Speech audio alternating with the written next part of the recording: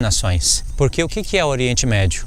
O Oriente Médio são vários países que foram dispersos por causa da Primeira Guerra Mundial. Era o Império Otomano, agora são várias nações islâmicas. É uma partilha do Império Otomano. Agora, se a besta vai dominar somente lá, não é povos, línguas e nações. Agora, se ela tiver uma certa influência no Ocidente, na Europa, aí sim, ela vai ter um certo domínio sobre povos, línguas e nações. Não vai dominar todas as nações, porque vai ter guerra contra ela. Isso está lá no profeta Daniel. Mas através desses 5 reinos no Ocidente, ela vai ter um certo domínio sobre povos, línguas e nações.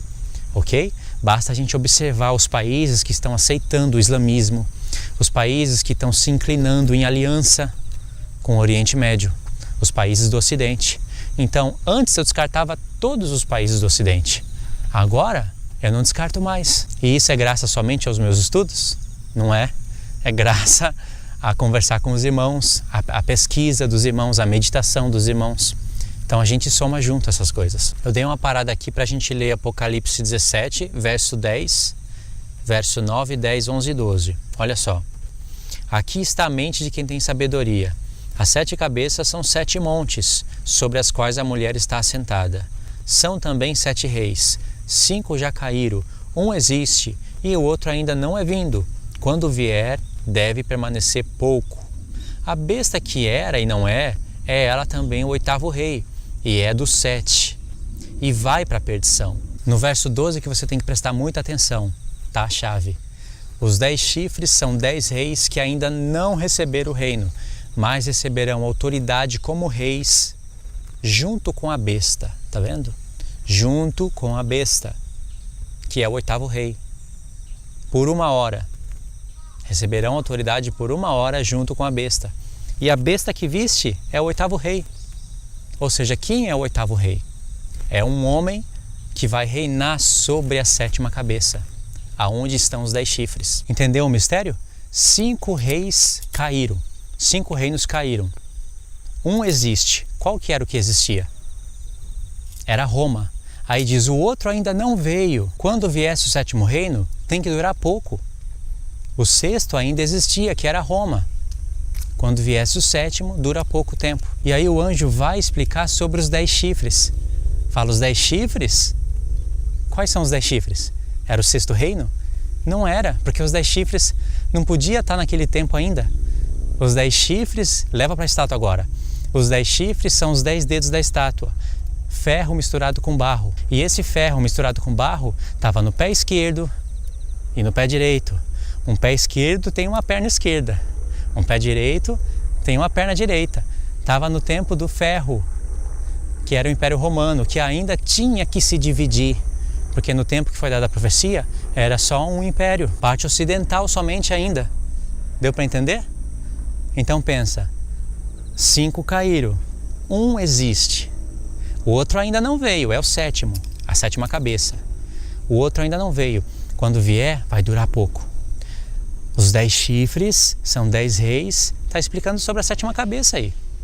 Lembra que é na 7ª cabeça que tem que estar os 10 chifres? Os 10 chifres são 10 reis que não receberam o reino.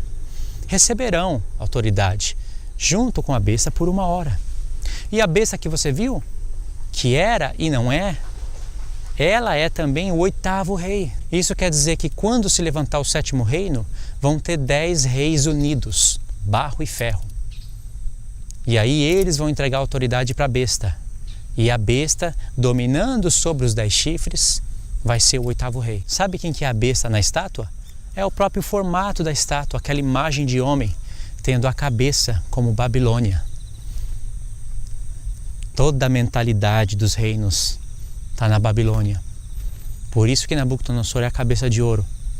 E lembra de Daniel 3? Aquela estátua só de ouro do rei Nabucodonosor? É a imagem da besta. Povos, línguas e nações tinham que adorar aquela imagem. E ela foi levantada na Babilônia, atual Iraque, norte do Iraque. Então quando diz a besta que viste era e não é, mas aparecerá, está falando do 8º rei que domina sobre a 7ª cabeça. O 8º rei é um homem que vai ter domínio sobre os 10 chifres. Então não se levantou ainda o 7º reino, porque quando se levantar, dura pouco tempo. Qual é esse pouco tempo que você acha? 3 anos e meio. A besta se levanta com os 10 chifres e terão autoridade por 1 hora. A besta tem autoridade por quanto tempo sobre as nações? É só você olhar para Apocalipse 13. Por 42 meses. Aí sim vai fazer sentido o 7º reino durar pouco tempo. Porque sobre o 7º reino vai ter o 8º rei. Isso é uma besta de 7 cabeças. Deus está contando a história através daquelas 7 cabeças. E na 7ª cabeça está os 10 chifres, aonde a besta se levanta. Então, irmãos, a gente tem que saber se localizar nas pernas de ferro. Tem que saber coincidir o Império Romano com o Império Otomano. É um império, é reconhecido como império, dominou o mundo, mas tem que ser considerado como ferro ainda. Porque se eu desconsiderar ele como o ferro, eu vou ter que pôr ele nos pés da estátua. Se eu coloco ele nos pés da estátua, ele tem que ser o 7º reino. Tem que durar pouco tempo. E não dura pouco tempo. Jamais nós vamos conseguir harmonizar isso com a história. E a estátua tem que ser harmonizada com a história, porque a estátua está contando a história da humanidade. E aí, se eu desconsiderar o Império Otomano como reino, o que eu vou fazer com ele? Reinou 600 anos, considerado como império. Dominou, de certa forma, o mundo. Como é que eu vou fazer?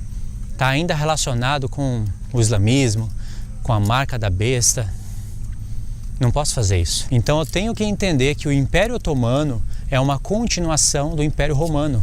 É ainda ferro. Sabe por que eu tenho que entender isso? Porque a história vai confirmar. Sabe por quê? A característica dos pés é barro e ferro. Barro misturado com ferro, ferro misturado com barro. E para que isso? No fim das contas, para gerar 10 reis. Então é barro e ferro e barro, irmãos. E para que barro misturado com ferro e ferro misturado com barro? No fim das contas, vai ter ali os 10 dedos. Para que esses reis se unem? Para eliminar o povo judeu, para eliminar a pregação do evangelho, para fazer cessar o sacrifício contínuo. E é aí que entra a história da humanidade. Você tem que ver quando que acaba a era do ferro e começa barro e ferro se misturar. Porque os pés da estátua, calcanhar, peito de pé, isso daí é barro e ferro. Até chegar nos 10 dedos, entendeu? Então quando você vê nações fazendo aliança umas com as outras, porque os pés da estátua é isso, barro e ferro se misturando, quando você começar a enxergar isso na humanidade, na história da humanidade, quando você começar a ver quando que os reis começaram a se unir em aliança, aí nós vamos entender que nós entramos na parte dos pés da estátua e estamos seguindo em rumo aos 10 dedos. E a gente pode encontrar isso na história, irmãos? Claro que pode. É aqui que eu separei alguns pontos. Eu coloquei aqui, irmãos, 7 pontos importantíssimos que a gente tem que estudar. Eles estão pertinhos uns dos outros, mas tem que estudar a história. A internet está aí, não é por acaso. Os historiadores, os documentaristas deixaram aí registrado para a gente pesquisar, para a gente estudar. Deus nos indica isso daí, estudar a história, gastar tempo, pesquisar. É só assistir menos filme, menos seriado. É só dar uma pausa um pouquinho nos filmes ou diminuir, dar uma pausa com seriados, sair um pouquinho menos e ter um pouco de paciência e pesquisar essas coisas. Tá tudo pronto pra gente aí, ó, documentário. Se você não gosta de documentário, procura os professores. Se não gosta também disso daí, procura ler. Mas tá aí, você pode sentar no sofá, na cama e assistir as coisas, anotando. Questão de 1 mês, a gente coloca tudo isso em ordem.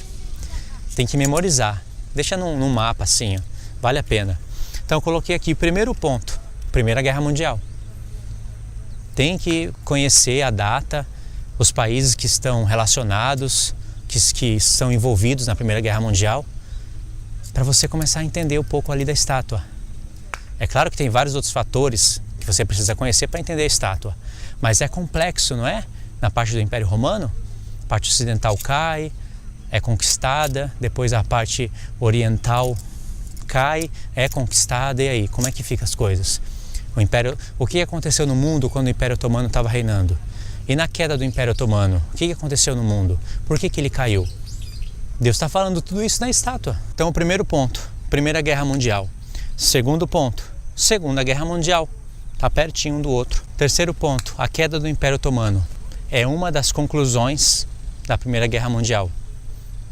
Tem que estudar o que aconteceu com o Império Otomano quando ele caiu. Isso é fácil de entender. Quarto ponto, a ONU. Tem que entender sobre a ONU, porque ela é uma consequência da Segunda Guerra Mundial.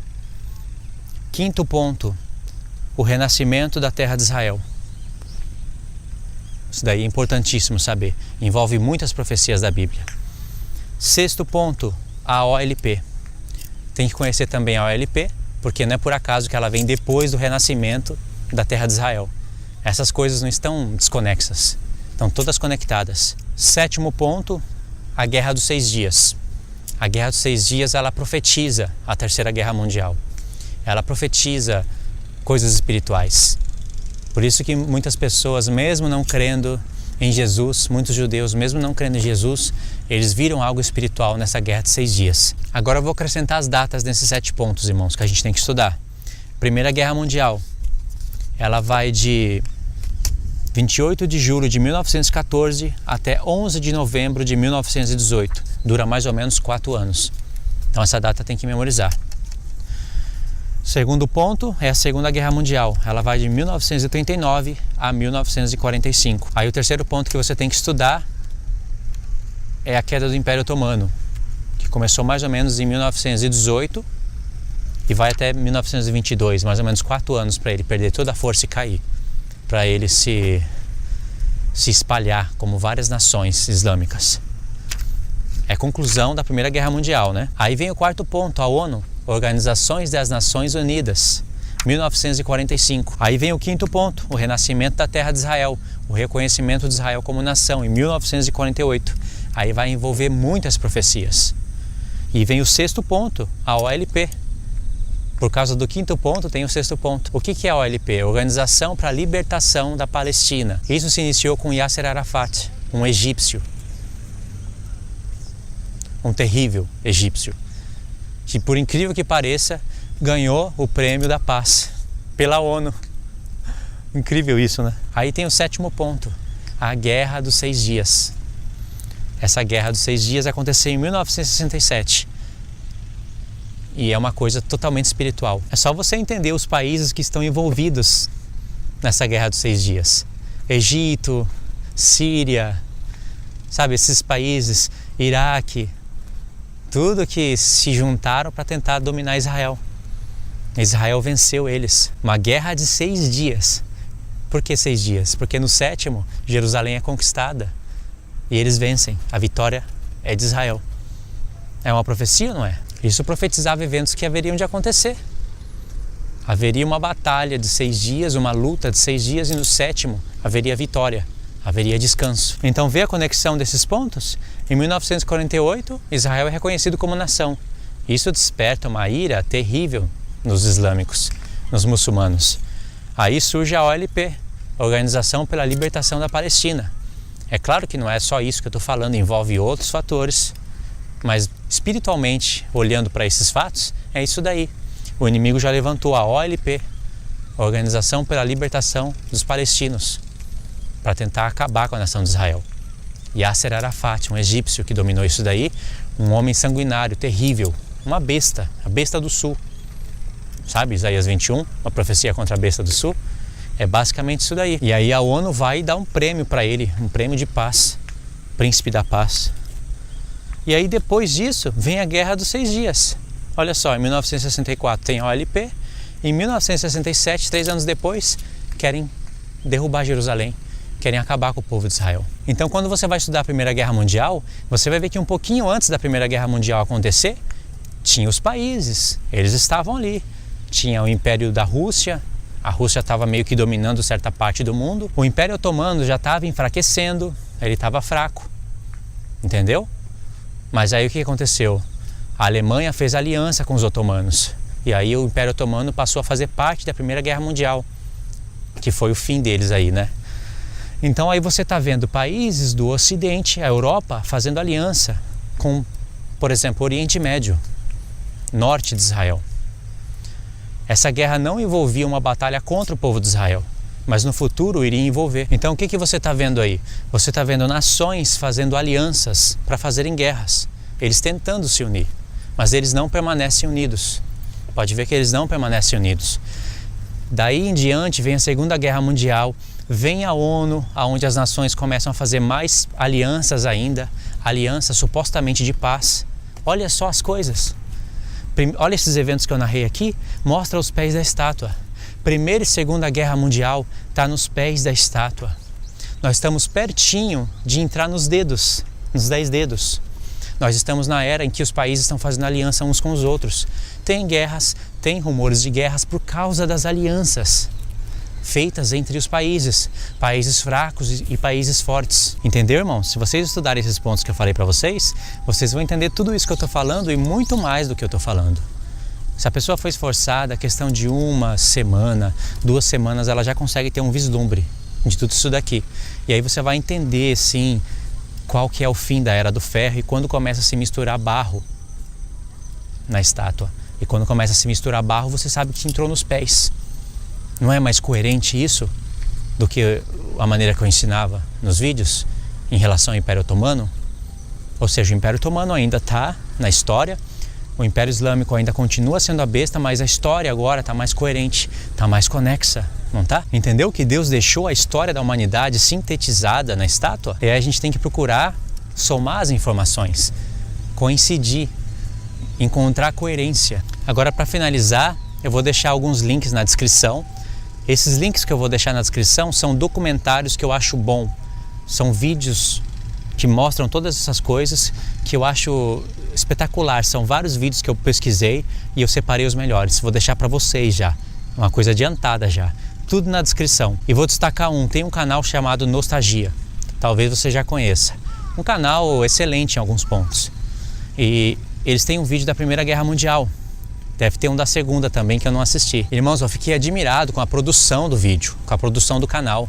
É claro que é um canal grande, então eles já têm uma equipe. Eu fiquei admirado porque como eu queria produzir material daquela qualidade. Eu acho espetacular. E eu achei muito legal, irmãos, muito bacana, porque ele está explicando a Primeira Guerra Mundial de maneira divertida, de maneira dinâmica. E os pontos que ele está tratando tá certo. E tem todos aqueles efeitos especiais para ficar mais didático ainda. Então eu indico esse link para vocês. Eu não estou fazendo divulgação do canal porque nem precisa. Eles têm mais de 7 milhões de inscritos. Mas é um vídeo que eu achei bom. E sabe por que eu peguei esse vídeo e esse link para indicar para vocês? Porque eu percebi o esforço tremendo que esse rapaz fez para juntar os materiais, para associar tudo na mente. Porque ele teve que entender o assunto para falar, né? Não era só memorização de textos e de frases. Ele teve que entender o que ocorreu. Ele estudou. Tudo isso para produzir um vídeo, fora que ele teve uma equipe para ajudar ele, os efeitos especiais. Tudo isso visualizando produzir um material que no fim das contas era em favor de inscritos no canal, de visualizações, é o trabalho dele, né? Tá certo. Mas todo esse esforço de memorizar esses pontos, e para ele não vai ter muita influência.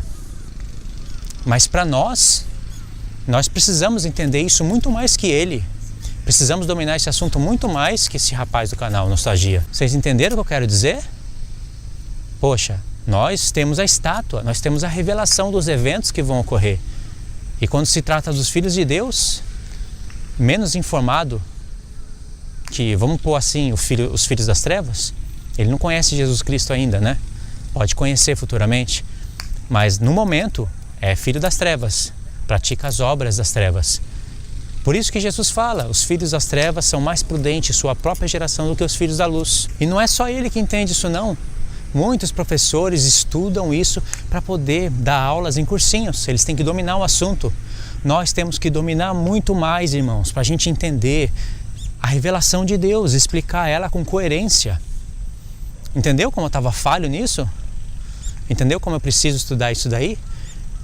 O tempo é com a gente precisa arrumar tempo. Se a gente não arrumar tempo para estudar esses materiais, esses assuntos, nós vamos arrumar tempo para assistir filme e seriados e quem sabe novelas. Nós vamos arrumar tempo para assistir outros canais divertidos, para assistir Felipe Neto, para assistir Nando Moura. Você que é cristão, você não acompanha o Felipe Neto não, né? Pelo amor de Deus. Eu assisto alguns vídeos dele só para ver a loucura da cabeça de um homem que foi seduzido pelo dinheiro. Só para isso. Muito dinâmico, né? Muito aparentemente divertido, mas é um horror aquilo ali. Se afasta disso. Ok, meus irmãos? Como prometido, tá aí. Fiz ajuste nos meus vídeos reconheci a parte que eu interpretei errado e por eu ter feito isso, Deus me acrescentou muita coisa, ok? Então é verdade o que eu falava nos vídeos, eu ajusto a parte que eu considero estar errada e se tiver errado eu ajusto de novo. Não importa, o que importa é ensinar a verdade, conhecer a verdade. Meu desejo é que você também reconheça isso. Pessoas que pregam o anticristo vindo dos papas, vindo só de Roma, focado em Roma, entendeu? Que possa reconhecer os fatos bíblicos e históricos e mudar de opinião. Poxa, para mim que teria que ser difícil isso. Eu tenho um canal já com estudos feitos, ensinando as coisas. Para mim seria mais difícil fazer isso, mas tem pessoas que não têm canal, não ensinam a palavra de Deus e mesmo assim não muda de opinião. Por que será? Ok, irmãos, é isso que eu queria deixar para vocês. Que Deus abençoe a sua vida em nome do Senhor Jesus e que você possa entender e buscar todas essas coisas que eu falei. A gente se vê no próximo vídeo.